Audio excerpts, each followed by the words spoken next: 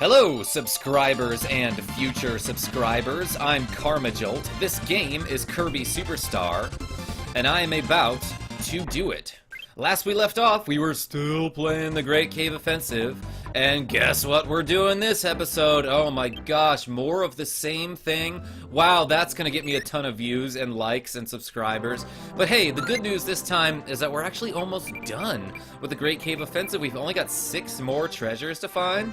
So let's go grab some fat loot, so to speak. And I am noticing more and more how fucking often I say, so to speak. Also, I'm noticing that the Maxim Tomato placement in, like, all of these Kirby games is a little odd, because they gave me an item that replenishes my life to full. I don't know why I'm going backwards here. Oh, I thought I could bank it there. They gave me a full replenishment, that didn't work, of HP directly after a save room, which always has Maxim Tomatoes in it. And then here's another, like, as if my HP would be, like, super low right now. There were only a few enemies in between here and the last Maxim Tomato. I was so sure that would produce a star right there, and I think either way I messed it up. I could have done that a little more efficiently, like by perhaps, first of all, not getting hit so much. Secondly, using both of these little beetles to my advantage. That was stupid. I waited until he jumped. Why did I do that? Okay, maybe I can actually catch both of these in my mouth. Nope. Okay, well that was fine. I could have done it much faster this whole time. If you just rapidly fire them, if you just immediately swallow the first bug and then swallow the second one, you get 2 hits in. Hey, I got a Raccoon doll, which I suppose is supposed to be modeled after the Tanuki, which is sort of like a Japanese mythological creature who, not kidding about this, has very large testicles. By the way, the last treasure I got, I don't know if I mentioned this, but it was the Pegasus wing, which isn't really a wing, it's just a feather. Then again, I suppose they call, they call them buffalo wings when they're not actually wings of buffalo. They're chicken. Found that one out just the other day. Sorta blew my mind. Oh, I kind of remember that I need to get that crash ability. Fuck you! I saved that panda from falling to his death? No, I wanted that guy, you idiot! Alright. That's okay, I got this one. This is a rather tedious process, by the way. When I want to switch my power, I don't think there's a way for me to just dump it. Like there is in all the other Kirby games. Like, I can't hit select. I can't hit select just to drop my power, you know. Did I miss something over here? No. Perhaps not. Oh, you will all fall to your deaths. Oh, except for that octopus thing. Octopodes can survive underwater. I got the shell whistle, which is like pretty fancy and expensive. That's cool. Did I miss anything? No.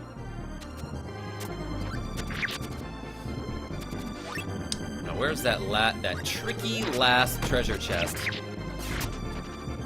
It's somewhere over here. Oh, this is what okay, that is what I need the crash ability for. Because I need to be able to hit that button. Can I jump out? Yeah, hey, alright, I can still swallow the thing in my mouth. Boom! When I was younger, I, like, did not get the hint here. They put a little crash guy right in front of this door so that you can hit the button beyond it. But what I always did was I made sure that I had a beam helper, a waddle-doo helper, so that I could just have him use his range to hit that button in the water. By the way, I got the Orihalcon. That was the treasure that I just unlocked there. And I'm pretty sure Orihalcon is like a legendary metal that was mentioned in like the lost dialogue of Plato, and it was like fabled to have existed in the city of Atlantis, and it was a shiny brass-like metal that, quote, glittered like fire and had some crazy properties about it. Also known as Orihalcon, maybe? Maybe that's a thing? Hey, let's get out of here. I'm bringing this cutter guy with me because I'm, like, pretty sure I'm gonna need to slice some ropes in, like, just a second. So, hopefully I don't lose this power. Like Pauly Shore in Surf Ninjas. That is a strange reference that I just made. But at one point in this children's movie, he says some shit like, "Oh, every time I say what if, the thing that I say next comes true. What if I lose this power?" And then it doesn't happen for the rest of the movie. It's like a great throwaway joke. Yeah, whatever, I found a platinum ring. Wait, am I seriously about to do this? Am I seriously about to get 100% clearage? What's the word? Completion on this great cave of Fence-iv? Aha, I remembered that one. Get wrecked! I would have been actually pissed if if my final cutter made me hit that trampoline above me. Boom! Triforce! Calling it now. I knew it. I already knew it. One of the most expensive and valuable treasures in the game. And it's also a reference to some stupid fucking game and whatever. I don't care. For no reason, I'm gonna take the ice ability. Because that's what Samuel L. Jackson would take. I'm convinced. And I can skate around like this. The dash that you get when using the ice ability is like super slow. But if you keep tapping, like if you just keep mashing the directional pad, it's, you know, not that slow. Haha! Called it! I made your hand so cold. I'm gonna barf this ice cube. Oh shit. That was a bad idea. In hindsight, that was obvious too. Ice is another power that has like a surprisingly weak guard ability. Which is strange because it seems like all of the abilities that you get that give you like a cool effect that you'd expect to help you more or give you more defense, give you less defense. Give you fewer defenses. Oh shit, but the trolley ability basically gives me invincibility. I don't know if there's any way to get hurt while trolleying, and oh my gosh, this trolley is so fucking determined to get to the top. Wow, great work, trolley. I'm proud. I'm impressed. Hey, if you mash the Y button, you can do your, like, dash attack kind of attack, but while standing. That's not helpful at all or in any way, but why would I not mention it when I'm in an elevator doing nothing else? Yo, I just finished it! I just finished the Great Cave Offensive! Trivia, I think what I've read is that if you exit the Great Cave Offensive without any treasures, there's like a sad little thing right here that's like, you didn't find any treasures. But holy shit, look at all the things I found. Gold medal, gold coin, whip, crystal ball, Bristol call, lucky cat, Cyreu sword, screwball, Echigo candy, zebra mask, star stone, beast's fang. And some other shit that I'm not going to read to you, because you can read yourself. And now Kirby is, like, really large. It looks like he's super big when he's flying over this forest right now, but maybe he's just normal Kirby flying size right here. Saucepan, one of the more useful treasures, despite not having a great value. Nunchucks, also one of the most useful powers. Bucket, a reference to some Mario and Wario game that didn't that was never sent over to the United States. But apparently, and I learned this because I saw a pretty recent episode of Did You Know Gaming, it was like the only other game besides Mario Paint that used the SNES mouse. Oh shit, I got a sword. That's a Fire Emblem thing. Cool, huh?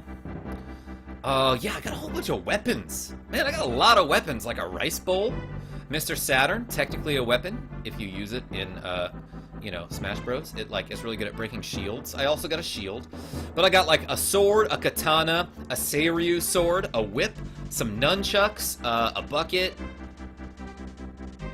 What other weapons did I find? A turtle shell, a Kong's barrel. I got a lot of non-weapon things, too. I mean, that was also pretty obvious, like coins and shit. And a tire. I don't know where Kirby is going, but he is just flying through the sky right now. To a house in the sky, a floating city, some sort of castle. Treasures found 60 out of 60. That's like the whole reason I was waiting for this and not skipping it. Just so I could be like, bam, confirmation, I got 100% completion on this part of the game. Congratulations! Man, look at all that fat loot. I don't recall finding that many jewels. But maybe he's just adding these treasures to his previous treasure collection from other great caves, or not, you know, varying levels of greatness caves that he may or may not have plundered. So, congratulations, Kirby. Well, this is going to be a pretty short episode. Holy shit, I can start the Milky Way wishes right now. Instead, what I'm gonna do is the fucking Megaton Punch, because this is like the best mini-game in any game ever created, and I'm about to destroy this Waddle Dee. Full disclosure though, there is like a slight input delay, so I'm not gonna complain. Damn, look at me trying there. Well, I got the last one. I think I compensated for the input delay by perfecting that pendulum part. 188, that's not too great. If it's not above 190, you're done. But I'm gonna try to get 69 at some point, I think. I know I selected the easiest difficulty. I didn't realize I would still have to fight, or I would still have to challenge all three fighters. I thought it would be just like a one and done thing if I chose the easiest difficulty. Kind of like how in Double Dragon 2, if you choose the easy difficulty, it just means there are fewer levels, which is fucking bogus. But I kind of remembered the instruction. I got that pendulum perfect all three times, so weird. I kind of remember the instruction manual said something about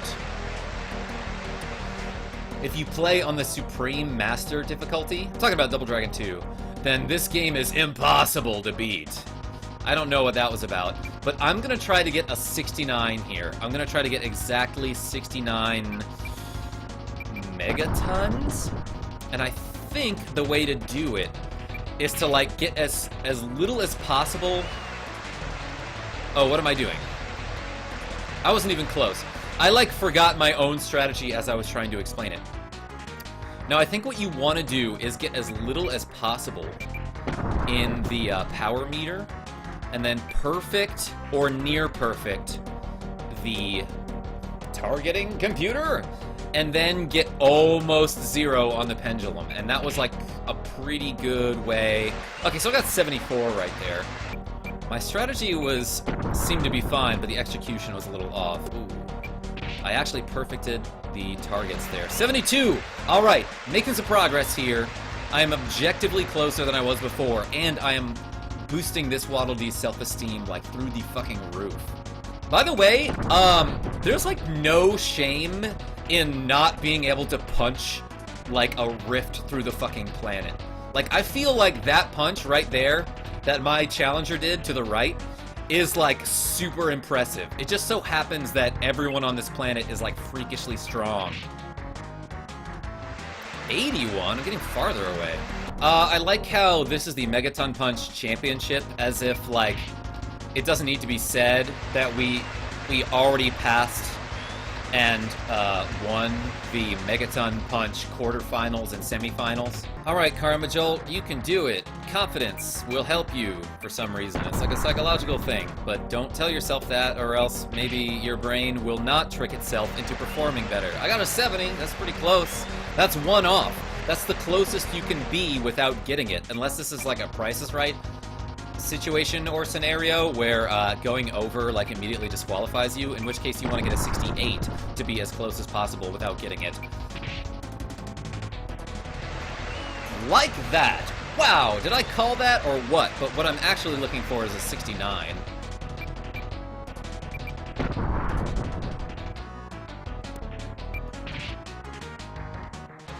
Yes, I did it!